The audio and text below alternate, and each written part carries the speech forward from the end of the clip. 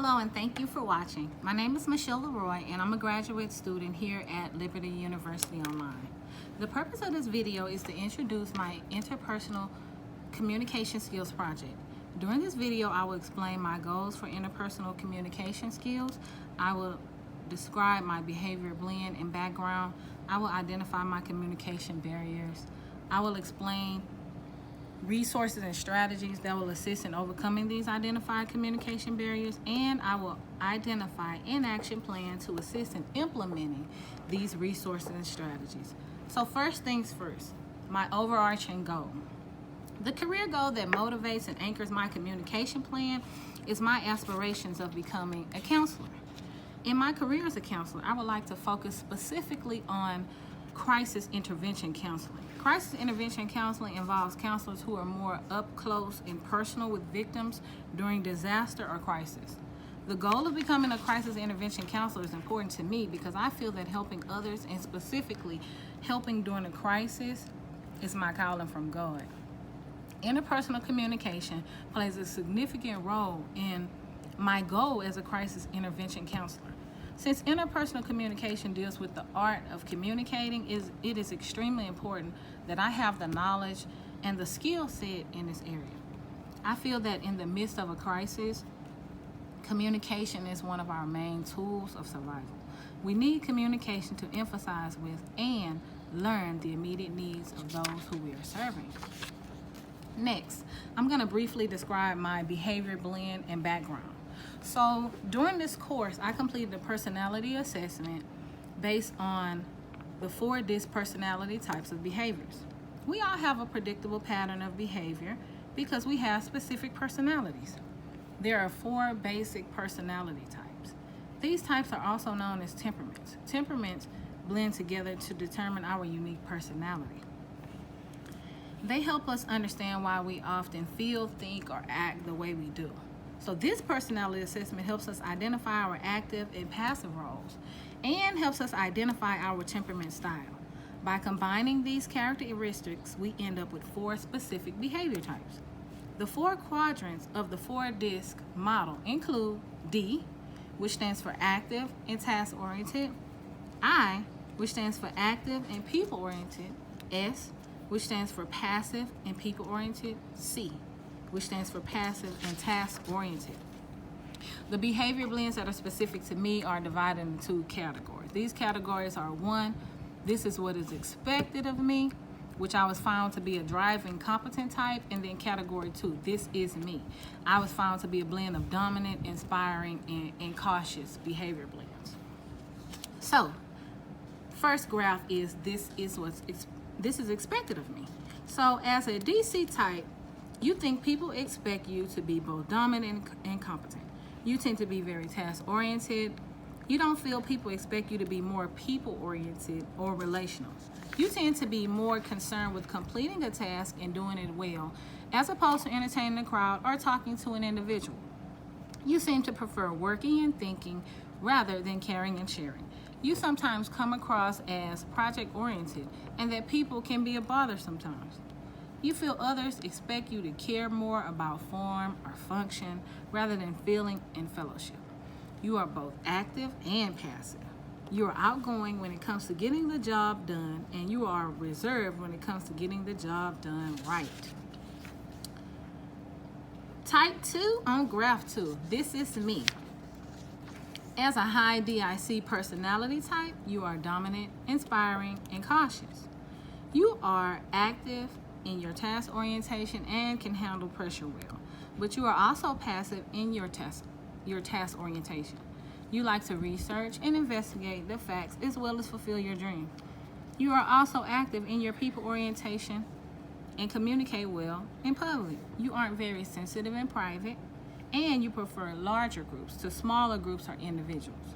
You don't tend to be sweet, soft, or submissive. You prefer to tackle a difficult task after preparing and organizing your plan.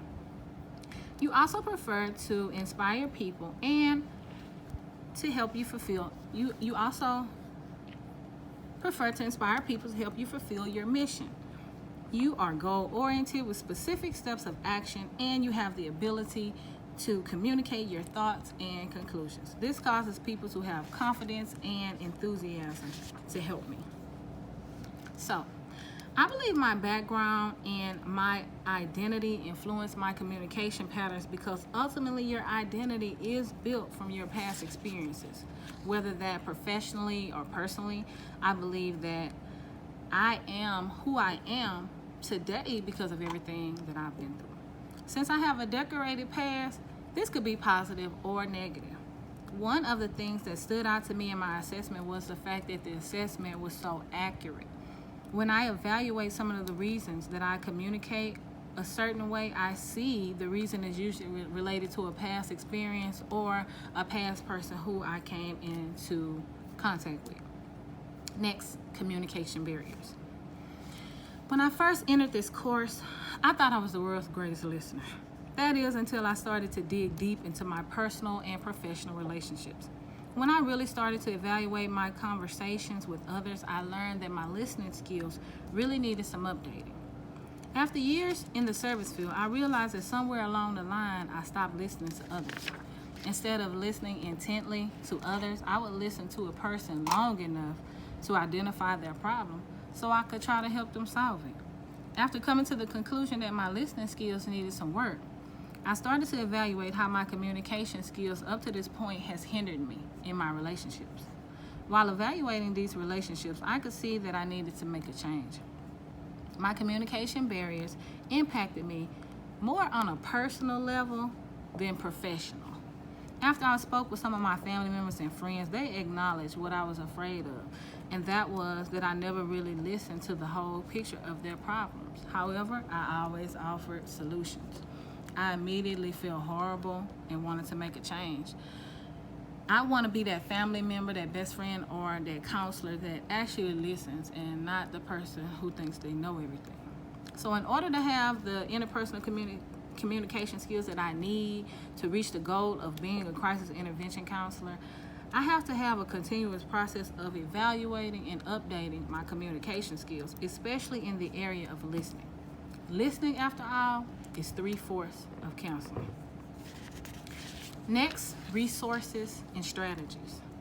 So during the interpersonal communication skills course, I have obtained several resources and strategies that will help me with my communication skills. In specific, my ability to intently listen to others. One of the required texts we had to read was a book written by James Peterson titled, Why Don't We Listen Better? In reading Why Don't We Listen Better, I took notes on some of the valuable techniques that I could practice every day to help me become a better listener. Here are a few techniques that I have found to be useful for my individual skill need. Listening technique number 1. Listening technique number 1 is called acknowledge. And using the acknowledge technique, I would make sure I acknowledge the feelings of the other person with whom I'm in a conversation with by using voice tone, suggestive body language, or nonverbals to let them know that it's okay to think and feel the way that they do. Listening technique 2 is repeating accurately. The technique of repeating accurately involves the process of repeating the last paragraph, sentence, or words of the conversation. By repeating accurately, the listener knows that you are listening and paying attention to their problems. In addition, it can help to provide clarity for everybody involved in the conversation. My favorite listening technique is listening technique number 10. Listening technique number 10 is called the hem and haw. This is one of my favorite techniques and one that I have already started to use regularly.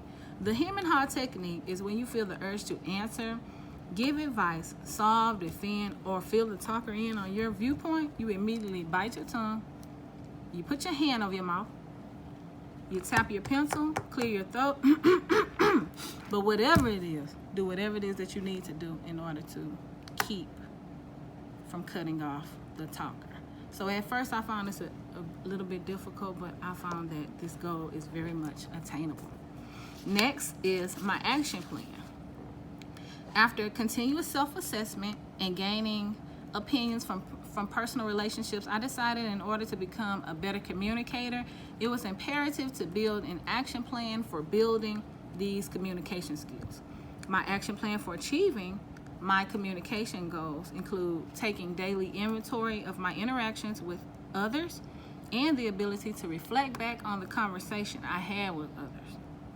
Number 2, during my conversation with others, I will practice different listening techniques, such as the techniques I just listed previously. Number 3, during daily inventory, I will begin to take notes on where I could have used other techniques.